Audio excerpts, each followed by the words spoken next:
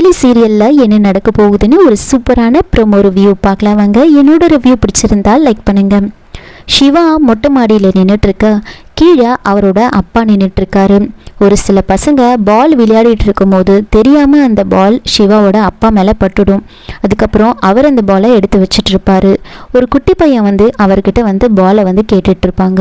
அப்போது அவர் கையை மட்டும் நீட்டி அந்த பாலை கொடுக்குறாரு. அவரோட கையை சிவா பார்க்குறாரு. அப்போ தான் அவர் கையில் மோதிரம் இருக்கிறதே பார்க்குறாரு.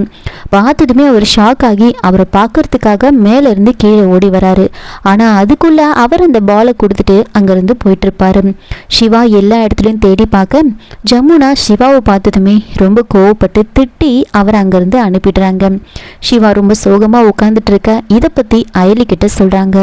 அயலி, நீ ஒன்றும் கவலைப்படாத, நான் பார்த்துக்கிறேன். அவர் இங்கே தான் எங்கேயாவது இருப்பார். கண்டிப்பாக நான் தேடி பார்க்குறேன். அப்படியும் நம்மளால் தேட முடியல அப்படின்னா இந்த நிச்சயதார்த்த வீடியோ வரும், அதை வச்சு நாம் ஏதாவது ஒரு க்ளூக்கு கண்டுபிடிக்கலாம் அப்படின்னு யோசிக்கிறாங்க.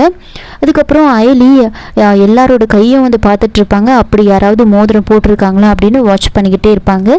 இன்னொரு பக்கம் அவங்களோட சித்தி நிச்சயதார்த்தம் நடக்கிற பக்கமே வரக்கூடாதுன்னு சொன்னதுனால அயலி வீட்டுக்குள்ளே இருப்பாங்க. ஆனாலும் இந்திராணி அயலி எங்கன்னு கேட்டு அயலியை கூட்டிகிட்டு வர சொல்கிறாங்க. அதுக்கும் செல்லம்மா அயலியை திட்டி, நீ அந்த பக்கமே போகக்கூடாது, ஏதாவது ஒரு காரணம் சொல்லி இங்கே தான் இருக்கணும் அப்படின்னு சொல்லிடுறாங்க. இந்திராணி அயலியை கூப்பிடும்போது ஏதேதோ காரணத்தை சொல்லி அயலி அங்கே போகவே மாட்டாங்க. ஆனால் சிவாவோட அப்பா அங்கே இருக்காரா அப்படின்னு அயலி வாட்ச் பண்ணிக்கிட்டே இருப்பாங்க. இன்னொரு பக்கம் நிச்சயதார்த்தம் எல்லாம் நல்லபடியாக நடந்து முடிஞ்சதுக்கப்புறமா அந்த வர்மா கரெக்டாக கபிலனுக்கு கால் பண்ணுறாங்க.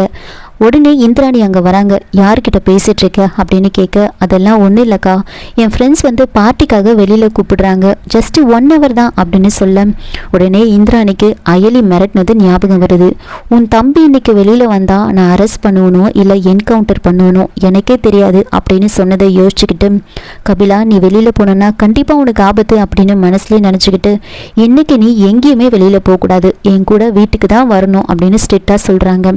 இருந்தாலும் கபிலனோட அம்மா, அவன் வெளியில் போயிட்டு வரட்டுமே, என்ன இப்போ அப்படின்னு பேசிகிட்டு இருக்க. அதுக்குள்ள ரித்திகாவோட அம்மா அப்பா அப்படின்னு எல்லாரும் வந்துடுறாங்க. உடனே அவங்க கிட்ட, சரி எல்லாம் நல்லபடியாக முடிஞ்சுது, நாங்கள் கிளம்புறோம், ஒரு நல்ல நாளாக பார்த்து நாம் கல்யாண வேலையை ஆரம்பிச்சிடலாம் அப்படின்னு சொல்லிட்டு அங்கேருந்து கிளம்புறாங்க. கடைசியாக கபிலன் ரொம்ப ரெக்வஸ்ட் பண்ணி கேட்டதுனால இந்திராணி, சரி உனக்கு 1 hour தான் டைம், அதுக்குள்ளே நீ போயிட்டு வீட்டுக்கு வந்துடணும் அப்படின்னு சொல்லி கபிலனை முன்னாடி அனுப்பி வச்சுட்டு இந்திராணி பின்னாடி கபிலனை ஃபாலோ பண்ணிட்டே போறாங்க. ஆனா ஒரு இடத்துல வர்மாவோட ஆளுங்க கபிலனோட காரை மடக்கி கபிலனை மட்டும் மிரட்டி அங்கிருந்து கூட்டிட்டு போயிடுறாங்க. இதை பார்த்த இந்திராணி, கண்டிப்பா இது அந்த போலீஸ் வேலையா தான் இருக்கும் அப்படின்னு யோசிச்சுக்கிட்டு உடனே அயலிக்கு கால் பண்ணி, இதெல்லாம் உங்களோட வேலை தானே, ஒழுங்கா என் தம்பியை விட்டுருங்க, இல்லைன்னா நடக்கிறதே வேற அப்படின்னு சொல்லும்போது அயலி, உன் தம்பியை விடுறதுக்கு முதல்ல உன் தம்பியை பிடிச்சிருக்கணும்ல அப்படின்னு ரொம்ப கோவமா பேசுறாங்க.